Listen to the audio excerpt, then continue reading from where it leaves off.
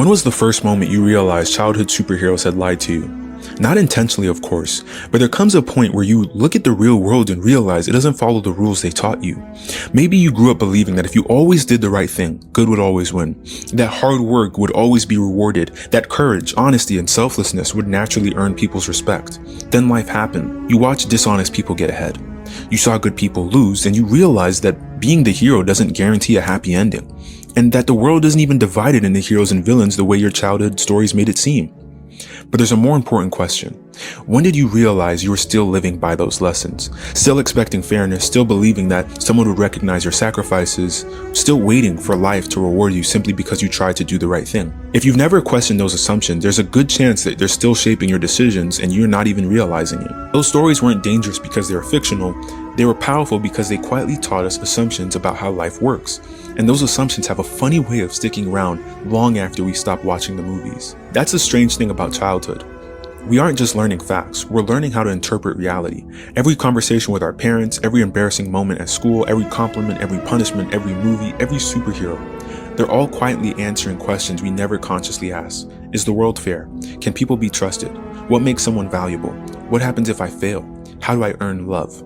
We never sit down to write the answers to those questions. We simply begin acting as if the answers we observed are true. Nobody decides at 9 years old when someone disagrees with them, I'll become defensive.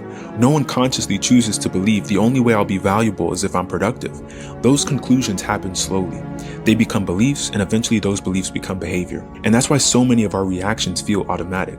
We assume they're coming from our personality, when more often than not, they're coming from conclusions we made years ago. We don't spend hours deciding how we'll respond to stress or rejection.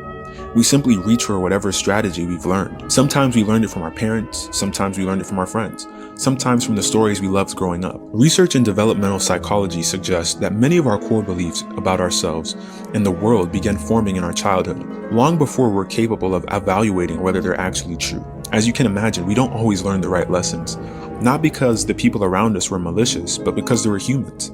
And here's why those beliefs become so difficult to let go. First, they worked.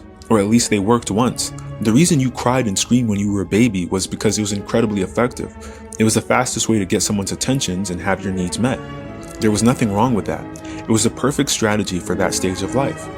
But imagine carrying the same strategy into adulthood. An adult who has an emotional outburst every time they need attention isn't communicating anymore. They're relying on a survival strategy that no longer fits the environment. The behavior isn't the problem. The behavior simply outlived its usefulness. The same thing happens in countless other ways. Maybe becoming the funny person protected you from rejection. Maybe people-pleasing kept conflict out of your home. Maybe pretending you didn't care made failure hurt less. Those strategies weren't stupid, they were adaptive until they weren't. Second, we imitate far more than we invent. Children are incredible observers. Long before we understand why adults behave the way they behave, we start copying them. We inherit far more than eye color. We inherit conflict styles, money beliefs, relationship expectations, communication habits, and even our sense of humor. People often think personality is something we discover. In reality, much of it is downloaded. And hidden underneath those behaviors are beliefs we've accepted without even realizing we've accepted them. So how do we grow? Most people try and change their behavior. Wake up earlier, stop procrastinating, be more patient, speak with more confidence, but behavior is downstream, belief is upstream. If I believe mistakes make me unworthy, perfectionism makes perfect sense. If I believe conflict destroys relationships, avoiding difficult conversations feels wise. If I believe my value comes from being useful, burnout becomes almost inevitable. Trying to change those behaviors without changing the belief underneath them is like trimming branches while ignoring the roots. Real growth begins much deeper. It begins by accepting the invitation to believe something new. Maybe working harder isn't the answer to everything. Maybe anger isn't the way to earn respect. Maybe vulnerability isn't weakness. Maybe being wrong isn't failure. Every new behavior starts with a new belief. And every new belief begins with the willingness to question an old one. So I want to leave you with one question, and I hope you don't answer too quickly. Are you open to changing everything you believe? Most people immediately say no. And honestly, I understand why.